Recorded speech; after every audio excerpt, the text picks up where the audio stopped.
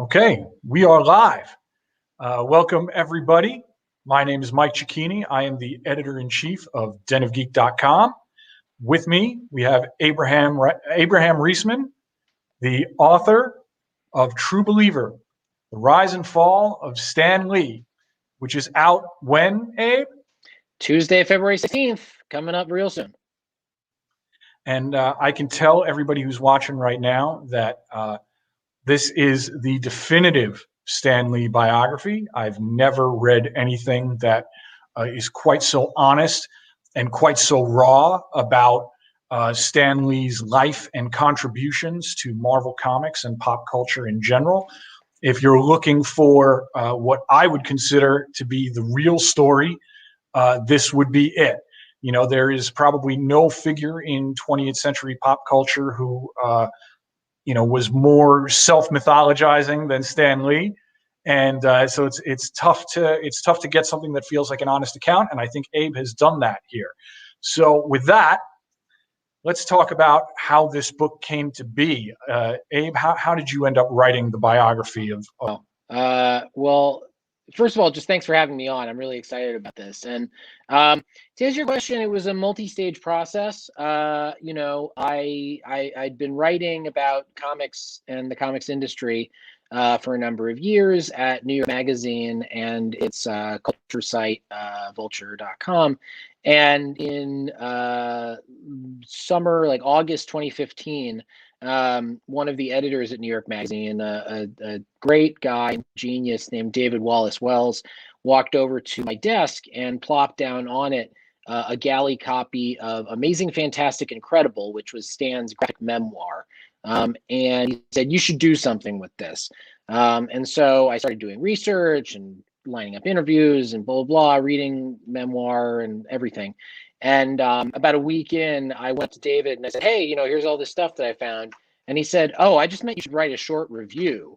Like he had not intended on me writing a profile, which was a little funny, but he said, keep going. Like it looks like maybe you're coming up with some interesting stuff. So I'm very lucky that he gave me the green light, because then I wrote this profile of Stan that ran in February of 2016, almost exactly 5 years ago. And it did pretty well. And then a flash forward to 2018. In November 2018, Stan passed away.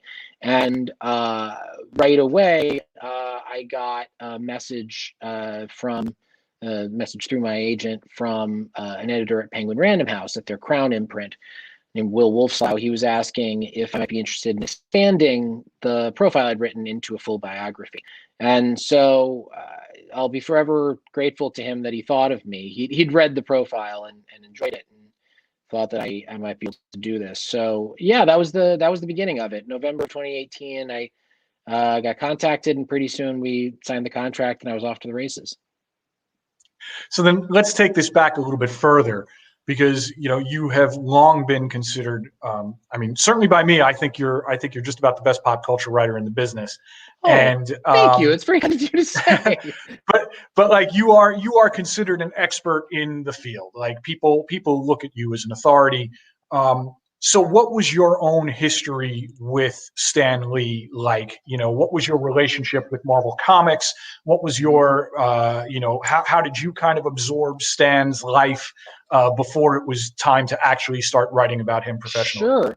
Yeah. Well, the short version is I first became aware of Stan watching the Marvel Action Hour back in the early 90s. The least heralded of the early 90s Marvel cartoons. You had the X-Men cartoon, Spider-Man cartoon. I've watched both of those as well.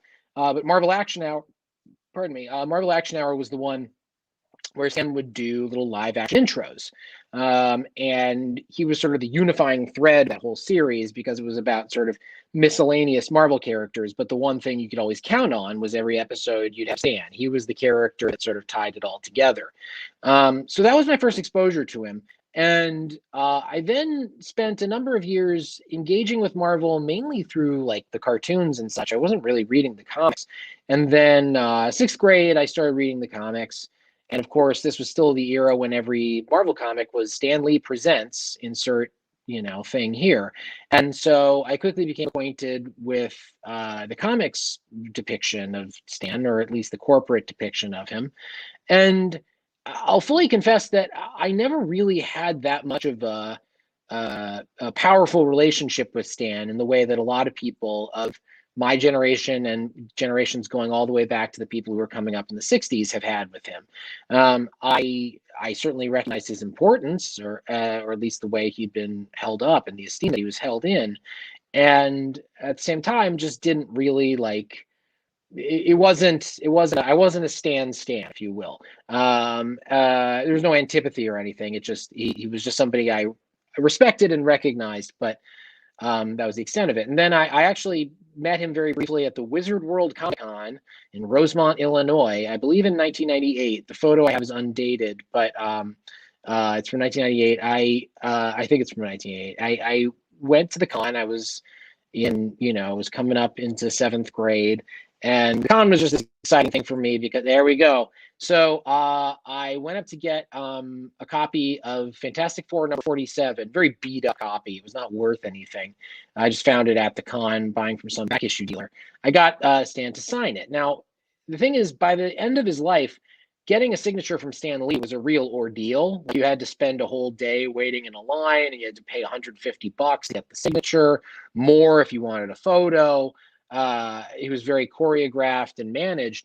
1998 was a very different time for comics, for Marvel, and for Stan.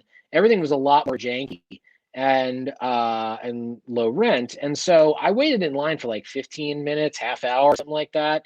Went up in the line, handed him the comic to sign, and he went to sign it. And my mother picked up the disposable camera I'd bought to chronicle this amazing experience of going con. And she took a picture of Stan, this picture you just saw of Stan signing the comic. And, the flash goes off. The image that you just saw was captured. And this part, I swear, I sound like I'm making it up. It's just a weird thing that happened. As soon as the camera went off, seconds after what you're looking at here, he looked at me, then looked at my mom, and he said, "You've immortalized me," which is a very weird prophetic thing to say to somebody who will then eventually write your biography. But that was the only time I met Stan one-on-one, even over the course of doing the article and then obviously the book, but working on the article, I didn't get to interview him. This is what they call in my journalistic profession a write around. You talk to everybody around him without talking to him. And yeah, so my relationship with Marvel was much stronger than my relationship with Stan specifically. I read lots of comics. I watched a lot of Marvel things coming up in the world. And we could go through my whole life story of my relationship with comics, but suffice it to say, I was very passionate about Marvel and very aware of Stan Lee as a figure. And then once I started writing about the industry, I learned a lot of stuff that had not occurred to me when I was just a fan. Well, this is a good way to kind of get into that, because Stan is a difficult character, is a difficult person to write about, because he's kind of a character himself. Stan Lee's, I feel like the great takeaway of your book for a lot of people is that Stan Lee's greatest creation was in fact Stan Lee. Mm-hmm. And so how difficult did you find that? Because it's kind of tough to write around somebody who created their own mythology around themselves just as surely as they created all of these towering characters. Well, I mean, more so, you'd argue. I mean, there's a lot of debate about who created the Marvel characters, whether it was Stan, Jack Kirby, that is his main collaborator back then, some combination thereof. But the character of Stan Lee, that's all Stan. And what people often, when I say that, people often assume I'm just being euphemistic, and to a certain extent I am. He created this public persona, but you have to remember he's literally a character. Like he appears in comics, both comics that he was writing or working on at least, and in the 60s, and then also just as time went on, there would be versions of him popping up in the comics, and then obviously he becomes this character in all of the Marvel movies, or practically all the Marvel movies, doing his little cameos. And it was a challenge because he created this character. Oh, sorry. Well, the thing I was getting at was, the character Stan Lee, he can take full credit for. And it's sort of this, amalgamation of things that actually happened, things that he was mischaracterizing, and things that he just outright made up about himself. And you have to just approach everything he said with a skeptical eye. That's the trick, is just trying to determine the veracity of anything you're including that he said. And some stuff I can't tell you one way or the other. There's no smoking gun. There's no perfect evidence that will tell you whether this thing that he said was true or not. The best example being, or the most crucial example really, being the creation of the Marvel characters, where Stan has his version of how he came up with all of these ideas for these characters right off the top, just off out of his head, and then had Jack Kirby draw them. And then Jack Kirby, he maintained that he came up with all the characters on his own, both idea and visuals. And we're probably never going to find a conclusive answer to the question, but we deciphering what we can about Stan's past and his creation of his myth is it was incumbent on me to try that. And I hope I did a good job, but as people will see when they read the book, I'm open and honest about the things I don't know and that we probably will never know. One of the lessons of the book that I was trying to convey was you have to live with ambiguity in life, whether it's factual ambiguity or moral ambiguity. When you're talking about a person's life, you have to accept there are going to be things you just don't know, either because they're unknowable or because there's just no evidence that will ever pop up.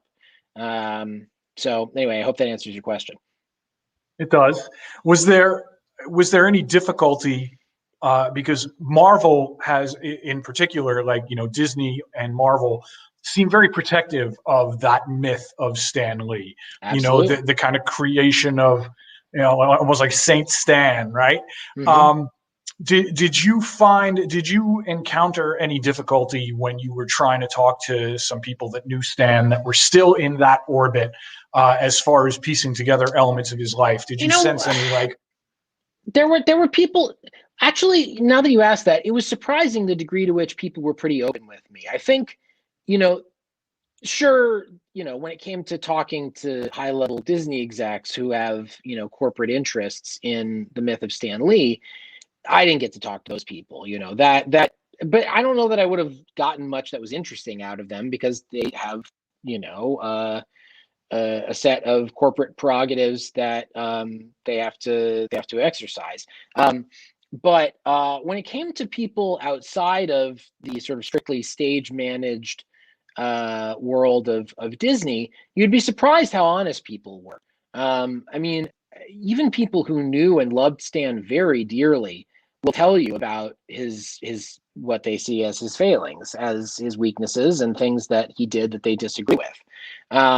So it was surprisingly not that hard once I found people to get them to open up, even when they were saying things that didn't make Stan look good, because they would always toss in the stuff that they loved about him. But the quote that I often come back to was something that Jerry Conway, who's one of the all-time great comics writers, and who worked a lot for Stan, he told me in an interview I did back for the initial profile, and I used it in the book as well. Stan's a good guy, he's just not a great guy, which is this very simple sort of colloquial way of putting it. But that really is kind of the general thesis you hear from a lot of these folks is, yeah, he was a good guy. He was nice to me. He helped my career. He was, kind to everybody that I knew, but X, Y, and Z wasn't so great, and it was interesting. I was surprised how open people were about that. What did you find most surprising? Because I feel like there are 2 points in Stan's life that up until now are the least explored. Mm-hmm. One is his early life, and I'll include a lot of the Martin Goodman and Timely era as part of that early life, like anything pre-Fantastic Four, right? Mm-hmm. There's that, and then there's that kind of that Twilight Zone period he was in the 80s and 90s in particular. Mm-hmm. So when you were and frankly, I found that to be the most interesting parts of the book. Maybe just because we've all been so inundated with Marvel history, right? Yeah. So what did you find? What were the most surprising findings for you about his life and his creative output during that period? Mm-hmm. In those in the early period, the mid period, which Yeah, well, I mean, Yeah, like the early period, and then that kind of and then that that limbo post zone. Yeah. Marvel boom period. Yeah. So yeah, when it comes to the early period, what really fascinated me and surprised me was learning about Stan's family and Jewish upbringing. I'm Jewish. It's Jewish topics of history and text and religion, all that. It's a set of things that are very interesting to me, and so I decided I wanted to try and find as much as I could about what Jewishness meant to Stan and how it played into his life. And without giving away everything in the book, I found a lot. It turns out that Stan really did not want to be identified as Jewish at all. I mean, he even in his memoir, there's this moment, there's this line that I didn't even notice until after I was done with the manuscript. Unfortunately, maybe I'll put it in the paperback edition. But he's talking about how he and his wife Joan, who was an Episcopalian English woman, tried to adopt at one point and couldn't because they were in a mixed marriage. Now, the way he characterizes it, he says that they were in a mixed marriage.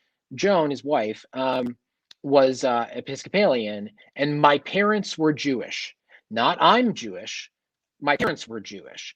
And that's fully in line with the way he talked about, or didn't talk at all, in many cases, about being Jewish. And yet, it's not that he came from an assimilated family and it didn't mean anything to him. Quite the opposite. What I learned through conversations with Stan's brother, Larry Lieber, and then also through genealogical research more generally, was that Stan's parents, especially his father, were very passionate about being Jewish. They weren't necessarily all that religiously observant, although they were to an extent.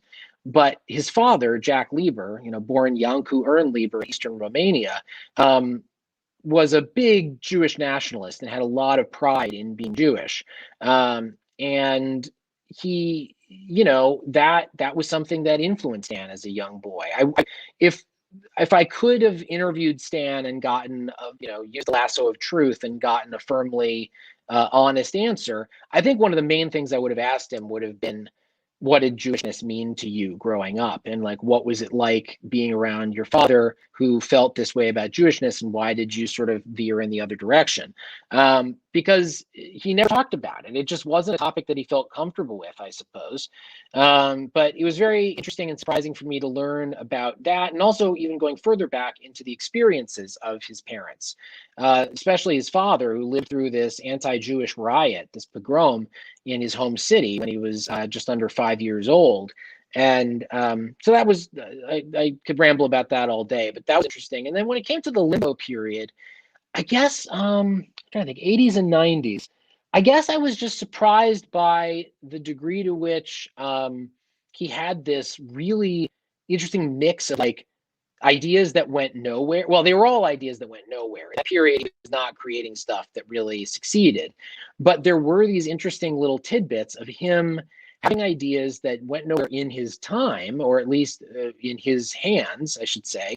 But then with other people, these ideas ended up exploding. I mean, the two that stick out in my mind are Ant-Man. He was constantly going on about how much he thought Ant-Man would be a great idea for a movie or TV show. And everybody said that's ridiculous. But as it turned out, come 2015, there's this Ant-Man movie that makes, more than $500 million. But the other one was, oddly enough, Mighty Morphin Power Rangers. What became Mighty Morphin Power Rangers? Because, what a lot of people maybe may or may not know is that Power Rangers started, its predecessor was this, all the action scenes you saw in Mighty Morphin Power Rangers were from this Japanese show called Super Sentai. And, Power Rangers just filmed the English language stuff to like connect those action scenes. So Stan somehow, according to this person who worked with him, Margaret Lesh, Stan somehow found Super Sentai while he was working in Marvel Productions, this company that was supposed to make Marvel TV shows and movies back in the 80s. And he saw the footage and thought, well, we could do something with this. And went to Margaret and said, this is great. We can take this footage and repurpose it somehow. And Margaret was doubtful, but went along with it. And they pitched to people, and nobody was interested. And in fact, Margaret told the story about somebody just going like, how you won an Emmy. How can you come to me with this terrible idea? Like, this is wretched. And of course, you flash forward just like a decade. She didn't know exactly the year, but about a decade, few years, and all of a sudden, Mighty Morphin Power Rangers is one of the most successful franchises of all time. So, and that comes amidst all these other ideas that you read about or you see in the Stan Lee archives, pitches, treatments, all of that, where you just go, how did he think this was going to succeed? But then again, maybe we're just us of little faith. I don't know. It presents a series of interesting questions about how you make a good idea into a reality. I guess, as interesting as I find this, this era, I feel like most people are going to be reading your book and have tuned in here because they do want to know about that golden age of Marvel, like the Sure. silver age of comics, but it is the golden age of Marvel.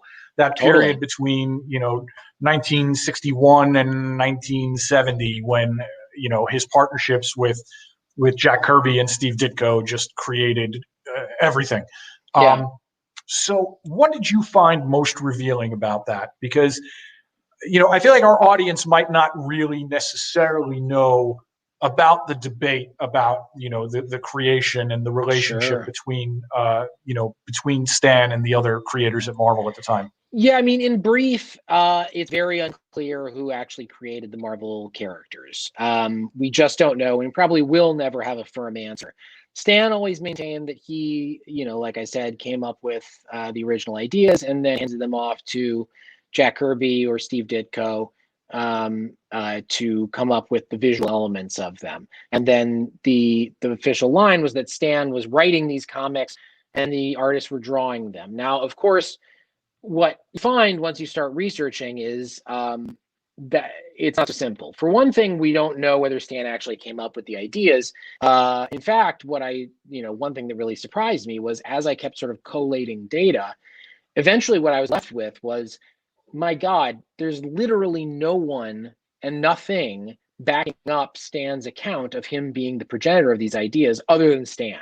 Now, that doesn't necessarily mean Stan was lying, and it doesn't necessarily mean that other people's accounts are true. But what was really surprising to me was there's just no evidence. There's not anything. It's just Stan told the world, "Hey, I came up with these characters," and a credulous public has just gone along with that for various reasons. But it was very surprising to me to find out that it's not even that there's competing evidence, it's just there is none. And of course, complicating things is there's also no evidence, any hard evidence really, that Kirby was the one coming up with all these characters. Ditko, it's a little more complicated. Ditko didn't really claim to come up with the original idea for Spider-Man. Kirby actually claimed that. Kirby's idea, by all accounts, was very different from what ended up happening. And, Ditko also created Doctor Strange, and that really, even by Stan's own admission at the time, really was all Ditko. And then later he kind of recanted that, but contemporaneously he said it was all Ditko. But the other thing was there's the Marvel method. These were comics that were being created not by Stan writing a script. Stan was a writer for these comics in a very unconventional sense. You look at the credits, for example, in these comics, and it'll say written by or scripted by Stan Lee. And you just, as is completely understandable, you just assume, okay, well, that means he wrote a full script and then this other person drew it.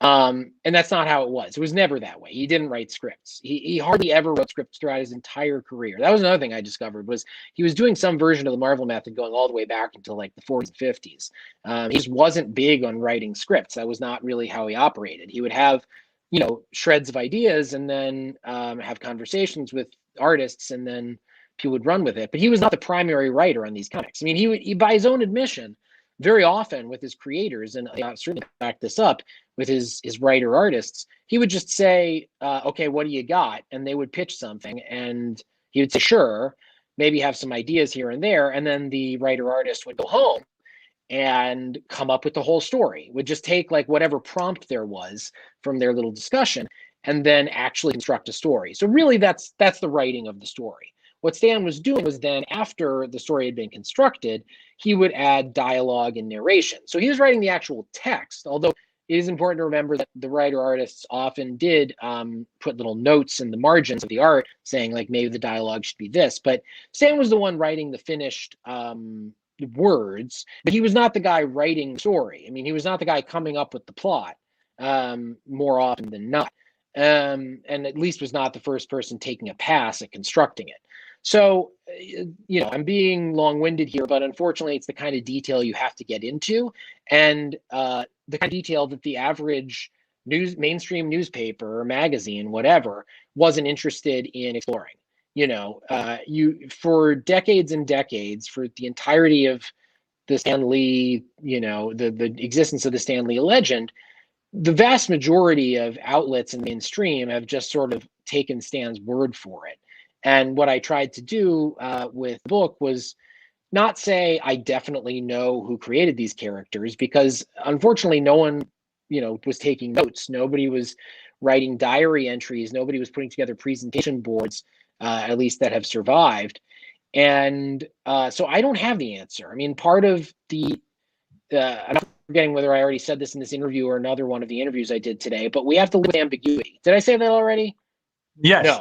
Oh, I did. Okay, great. I don't want to repeat myself too much, but yeah, I mean, when it comes to this, there's a lot of ambiguity, and I tried to present as much evidence as I could, and then say, well, that's about as far as we can go, and it sucks, but that's just sort of the only honest answer, is we don't know.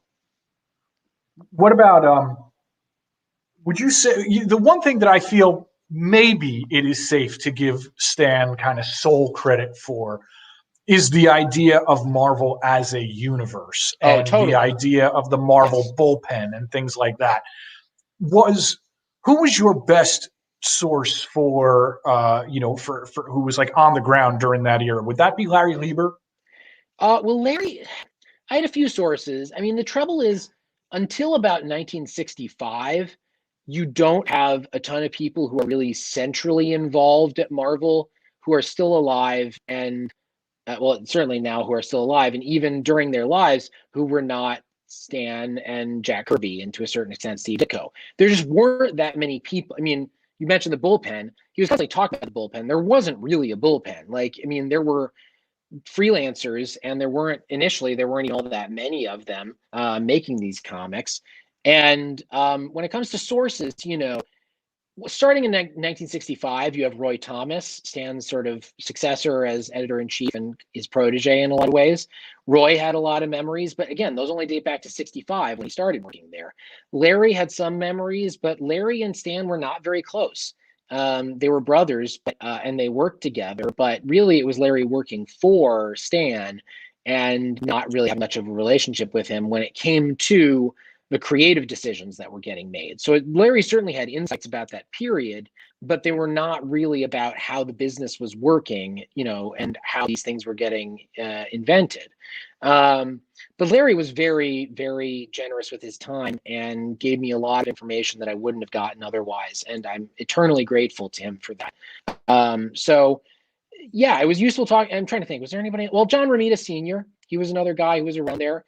But again, didn't come into the picture until later in the story of Marvel Revolution.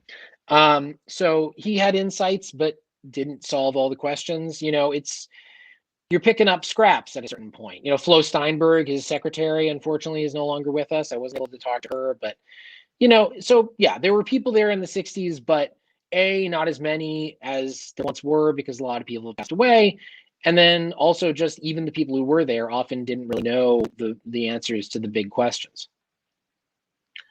I know I said that I wouldn't jump around chronologically too much, and I Do already it. did that by taking us to the 80s and then back to the 60s. But I know we're almost out of time. And um, the biggest, the biggest surprises for me, at least, came, at the end of the book, like the last decade of Stan's life in particular. And that's where, in some ways, he gets everything he wants, where he is, he becomes an idol of millions in a way. Yeah. Like, he becomes a household name in a way that he certainly wasn't when you and I were kids. Mm-hmm. But then there are these other elements that kind of creep in from the margins. In the course of that, you got to speak to some very interesting characters. What was that like? I mean, it's complicated. There were a set of people who became close with Stan in his final 20 years. around, well, not just the final 20 years, but the final 20 years of his life from 1998 until 2018 were really the ones that were dominated by these other figures, because that 98 was when he left Marvel. He was no longer on active duty at Marvel. And, he had these two business ventures. The first one was Stan Lee Media, which was a dot-com era type, dot-com bubble company that failed very spectacularly with, criminal charges and prison time and stock manipulation and a lot of stuff. And then he had his second company, which still exists now as a subsidiary of a large Chinese conglomerate called POW Entertainment. That's the name of the company, not the conglomerate. And when he didn't have Marvel as his main place of employment, he started turning to people who were, I'm choosing my words carefully here, who maybe had different approaches to business and to life than you or I might. Interacting with them was a challenge, because you have to take them seriously, and at the same time, you can't necessarily take them at their word. It's important that you try and depict them in an honest and relevant way, while also not necessarily buying everything they're selling. Because any one of these people, they'll tell you, I'm the only honest person in the room. I'm the only person who was looking out for Stan. Everybody else wanted to get him. And then you talk to the next person, and they say, oh, that person you just talked to, well, he's one of the million people who was trying to get him, and I was the one person who was trying to protect him. So you end up with just this circular firing squad, where everybody in that last 20 years from his inner circle, both professionally and personally, is accusing everybody else of being demonic. And so it's very hard to determine exactly who was doing what, but it was clear that Stan was not in a good place, especially by the end. I mean, he was, as I say in the book, it's hard to say exactly who the abusers were among the dramatis personae of the people that were around him, but it's clear that he was being used. I mean, who was responsible is a question, but there's no question that he was going through hell. And whatever your flaws or your mistakes over the course of life, I don't think anyone deserves to be a 95-year-old who's getting abused by, some set of individuals who have claimed to be your caretakers and those who love you. So, interviewing them was a challenge. It was very interesting. People had stories that are fantastic and therefore may be completely untrue, but are certainly interesting to listen to.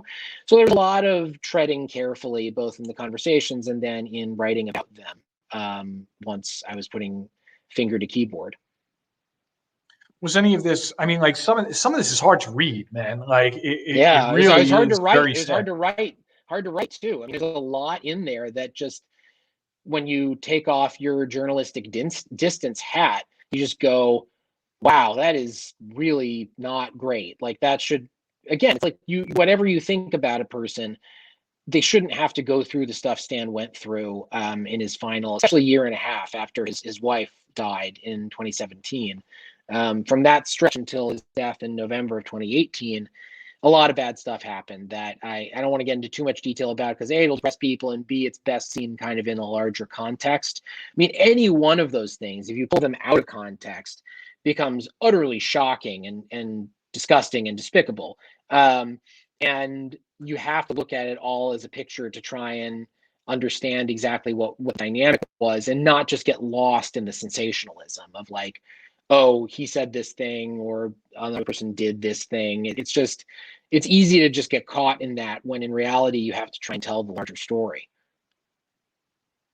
And what would you say? I'm going to try and end this on a happier note. Then, no, please, yeah, let's go for it. When you were done with this project, and again, there's no definitive answers as far as matters of creation with Jack Kirby and Steve Ditko and others, but when you were done with this project, did you get any kind of feeling as to whether or not Marvel as an entity would have achieved the success that they've achieved, particularly in the last decade, without having a presence like Stan to point to, even though Stan wasn't creatively involved at that point? But do you think having somebody like Stan there, that mystique was enough? 100%. I think without Stan selling Marvel in the 60s, and then without Stan being held up as the progenitor of Marvel in the aughts and then into the 2010s, I don't think you get Marvel as the phenomenon it is now. Maybe, if Stan had not done all the cameos, I could see the Marvel movies taking off. But when it comes to Marvel getting sold to the world in the 60s, that's Stan. I don't want to say it's all Stan, because content is king. I mean, you need to have good material that you're selling, and that was definitely not primarily Stan, and maybe was very little Stan. But Stan's ability to go out to the world and say, this medium, this genre, comics and superhero fiction are valid, to be able to go out and appear on the Dick Cavett show, which I guess now that I'm saying this, many of your viewers may not even know what the Dick Cavett show was, but it was very important back in the day. It was a talk show, and Stan appeared and gave this great appearance where he was talking about how comics are great and Marvel's great, and Dick Cavett was getting along with him, and that kind of thing was enormously important for making this stuff succeed in the marketplace. He was a great raconteur.